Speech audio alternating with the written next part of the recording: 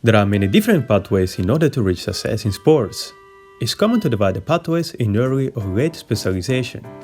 This is whether a top sporter performs only one sport since childhood or whether he should perform different sports until reaching a point that had to choose one sport to specialize. Some examples of early specialization are, for instance, the Andre Agassi's story, who started very early playing tennis, and as well as Tiger Woods in golf, coached them by the fathers.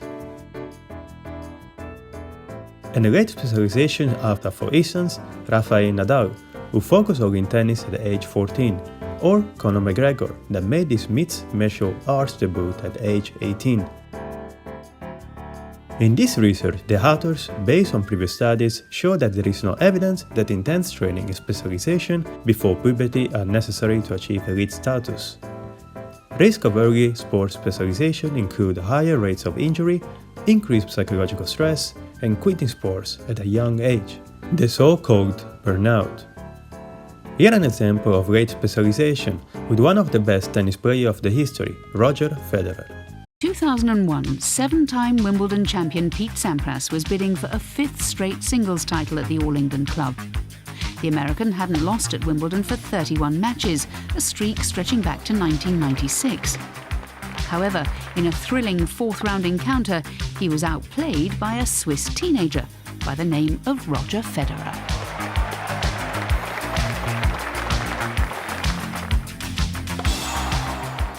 Making his debut on Wimbledon's famed centre court, the 19-year-old showed few signs of nerves as he won the match in 5 sets. For Federer, it was the biggest win of his young career.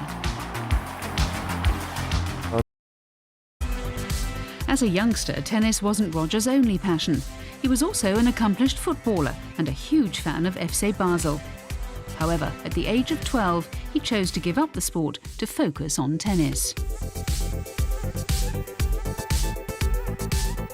At 14, he joined the Swiss National Training Centre, and whilst it meant moving away from his family and missing out on life as a normal teenager, it's a decision he's never regretted. Well, it's always been my dream to become a professional tennis player, so I never had a problem with missing out on going out with friends because of tennis. I'm more than prepared to put up with that and make a few sacrifices. I want to become a tennis player, if possible, and if it all goes well, maybe even the best player in the world. Federer has certainly achieved that goal.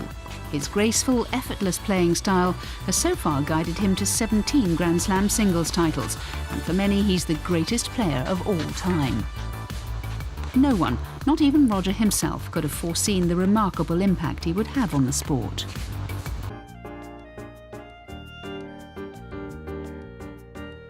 If you would like to know more about this topic, you can find related research in the description below.